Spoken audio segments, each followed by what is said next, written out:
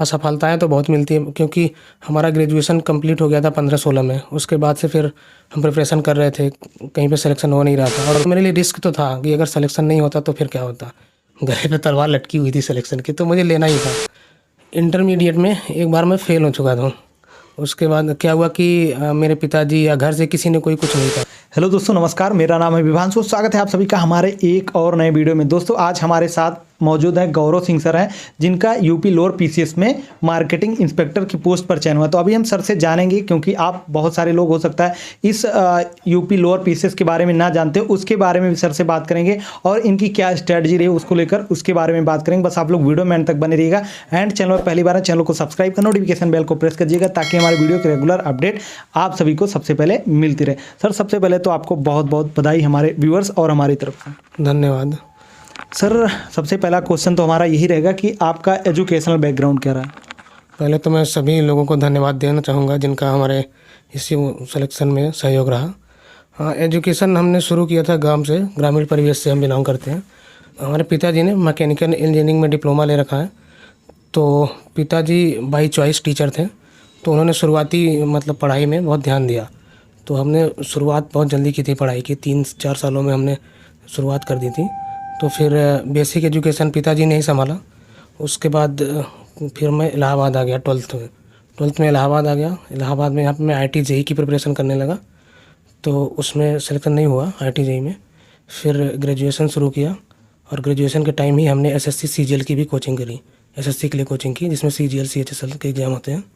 तो उनकी प्रिपरेशन कर रहा था। उनके भी 1-2 बार प्रीवी निकले। उसके बाद फिर क्या हुआ कि फिर हम एक भैया रहते थे, रिलेटिव भैया थे, उनके साथ मैं मध्य प्रदेश चला गया, रीवा। फिर वहाँ जाके ये 2019 में ये वैकेंसी आई थी। तो 2019 में इस वैकेंसी का मैंने फॉर्म अप्लाई किया, फिर इसके लिए पढ़ाई शुरू कर दी। और इसका प्री हुआ, प्री में फिर हुआ सिलेक्शन। फिर मेंस हुआ इसका 2021 में। उसके बाद फिर 2022 मार्च में इसका डॉक्यूमेंट वेरिफिकेशन का रिजल्ट आया, जिसमें हमारा सिलेक्शन हो गया। फिर क्या हुआ कि डॉक्यूमेंट वेरिफिकेशन हुआ मई-जून में। उसके बाद फाइनल रिजल्ट अभी 9 दिसंबर का है, जिसमें हमें मार्केटिंग इंस्पेक्टर पद के मिला है। मार्केटिंग इंस्पेक्टर पद में चयन हुआ है हमारा। तो सर, ये जो लोअर पीसीएस है, तो इसके बारे में थोड़ा बताइए कि इसका एग्जाम का पैटर्न क्या होता है? हाँ, पहले ये एग्ज़ाम जो है ये उत्तर प्रदेश लोक सेवा आयोग ही कराता था, लेकिन इसको ट्रांसफ़र कर दिया गया था। तो 2019 वाला जो एग्ज़ाम है वो अधीनस्थ सेवा चयन आयोग लखनऊ ने संपन्न कराया था। तो उसने पैटर्न में थोड़ा सा चेंज किया था। प्री के एग्ज़ाम में 150 क्वेश्चन आए थे, जिनमें हिंदी था, मैथ था, रीजनिंग था, GS था और साइंस था। सबके कंबाइंड क्वेश्चन थे। वो क्वालिफाइंग नेचर का था, तो उसके आधार पे मेंस के लिए मेरिट बनी। फिर मेंस जो लोग क्वालिफाई हुए, तो मेंस के 2 पेपर हुए, 100 मार्क के हुए, जिनमें से 100 क्वेश्चन के हुए 200 मार्क मिल रहे थे। तो 400 मार्क का टोटल था मेंस का एग्ज़ाम। तो मेंस में भी वही सेम चीज़ें थी, उनके बस वेटेज बढ़ा दिए गए थे। जैसे कि मैथ और साइंस का वेटेज बढ़ गया था, रीजनिंग था, GS था और हिंदी थी, यही सेम चीज़ें थी। फिर इसके आधार पे फाइनल सिलेक्शन हुआ था। तो जो प्रीलिम्स और मेंस का जो एग्जाम हुआ, दोनों मल्टीपल चॉइस क्वेश्चन वाले थे या फिर किसी में लिखना भी पड़ता था? हाँ, पहले डिस्क्रिप्टिव होता था, लेकिन जब अधीनस्थ सेवा चयन आयोग को दे दिया गया, तो उन्होंने इसको ऑब्जेक्टिव में बदल दिया। फिर ये सारे एग्ज़ाम ऑब्जेक्टिव ही हुए थे इस बार। तो जो प्रीलिम्स का इसका कट ऑफ वगैरह जाता है, लगभग कितना जाता है? फिल्म का कट ऑफ इसका 206 था, OBC और जनरल का।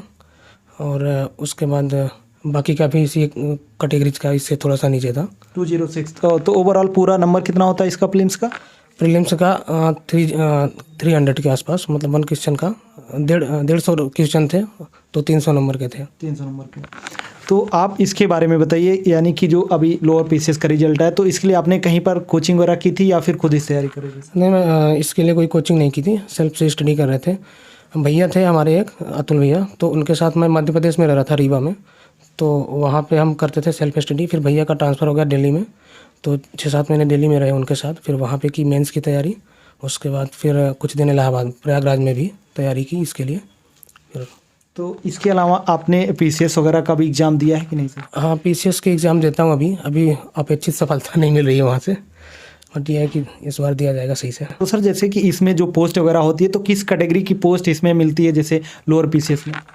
हाँ, लोअर PCS में 6 से 7 टाइप की पोस्ट थी, जिनके लिए मैं एलिजिबल था। वो पोस्ट थी अधिशासी अधिकारी नगर panchayat, supply inspector, marketing inspector और अपर जिला सूचना अधिकारी हिंदी से था, वो स्पेशल पोस्ट थी उसके लिए था, और सहायक चकबंदी अधिकारी के लिए मैं एलिजिबल था, तो मुझे मार्केटिंग इंस्पेक्टर मिला।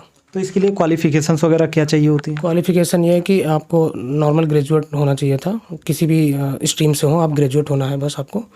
और कुछ स्ट्रीम्स के लिए मतलब कुछ पोस्ट के लिए अलग अलग एलिजिबिलिटी थी, लेकिन ज़्यादातर पोस्ट के लिए जो था वो एक ग्रेजुएशन था। ग्रेजुएशन। जी। तो तैयारी में काफ़ी उतार चढ़ाव आता रहता है, तो क्या आपके साथ भी कुछ ऐसा घटना हुआ था? हाँ देखिए, उतार चढ़ाव तो आता ही रहता है, मतलब असफलताएं तो बहुत मिलती हैं, क्योंकि हमारा ग्रेजुएशन कंप्लीट हो गया था 15-16 में। उसके बाद से फिर हम प्रिपरेशन कर रहे थे, कहीं पे सिलेक्शन हो नहीं रहा था। और मेरे पास क्या हमने बीए कर रखा है, बैचलर ऑफ आर्ट्स, तो बीए कर रखा है, उसके बाद हमने कोई पढ़ाई नहीं की, एमए नहीं किया या कुछ भी नहीं किया, अपर की कोई पढ़ाई नहीं की थी, और मेरे पास कोई टेक्निकल डिग्री नहीं थी। तो मेरे लिए रिस्क तो था कि अगर सिलेक्शन नहीं होता तो फिर क्या होता, गले पे तलवार लटकी हुई थी सिलेक्शन की, तो मुझे लेना ही था। तो फिर जैसे ही इसका प्री का रिजल्ट आया, फिर मैं सीरियस होकर पढ़ाई करने लगा। उसके पहले तो उतने अच्छे से नहीं हो रही थी, लेकिन जब प्री का रिजल्ट आया तो फिर मैं सीरियसली पढ़ाई करने लगा। 5 से 6 महीने अच्छे से हमने पढ़ाई की, सारी चीज़ें, हम सोशल मीडिया इन सब चीज़ों से दूर होकर पढ़ाई की, फिर उसका रिजल्ट भी है। तो काफ़ी टाइम से आप सर तैयारी कर रहे थे, तो फैमिली का कितना सपोर्ट रहा तैयारी में? फैमिली का तो पूरा सपोर्ट रहा। एक्चुअली फैमिली का सपोर्ट की बात आ गई तो मैं बता रहा हूँ कि इंटरमीडिएट में एक बार मैं फ़ेल हो चुका था। उसके बाद क्या हुआ कि मेरे पिताजी या घर से किसी ने कोई कुछ नहीं कहा था, कोई रिस्पॉन्स नहीं, बोले ठीक है फिर से ट्राई करो, मुझे भरोसा है कर लोगे, थोड़ा सा करो, मतलब मन लगा के पढ़ाई करो। फिर से हमने शुरू की पढ़ाई, फिर अच्छे से हुआ, ग्रेजुएशन किया, वो सब, फिर प्रिपरेशन की, फिर सही रहा सब कुछ। तो यहाँ आप प्रयागराज में भी रहें या फिर रीवा में रहें, दिल्ली में भी आप रह के तैयारी करें हैं, तो आपको कहाँ का माहौल सबसे ज़्यादा अच्छा लगा? हाँ, मुझे रीवा में अच्छा लगता था, क्योंकि रीवा में मैं भैया को कॉलोनी मिली हुई थी, तो वहाँ कोई रहता नहीं था, मैं अकेले रहता था। भैया ऑफिस चले जाते थे, पूरे दिन अकेले जितना चाहूँ पढ़ सकूँ या और भी चीज़ें करता था, पढ़ना, खाना, सोना, कुछ भी, तो हर चीज़ के लिए मैं फ्री था। तो वो रीवा का टाइम जो था मुझे अच्छा लगा, लेकिन पढ़ाई के लिए प्रयागराज या दिल्ली ज़्यादा सही है।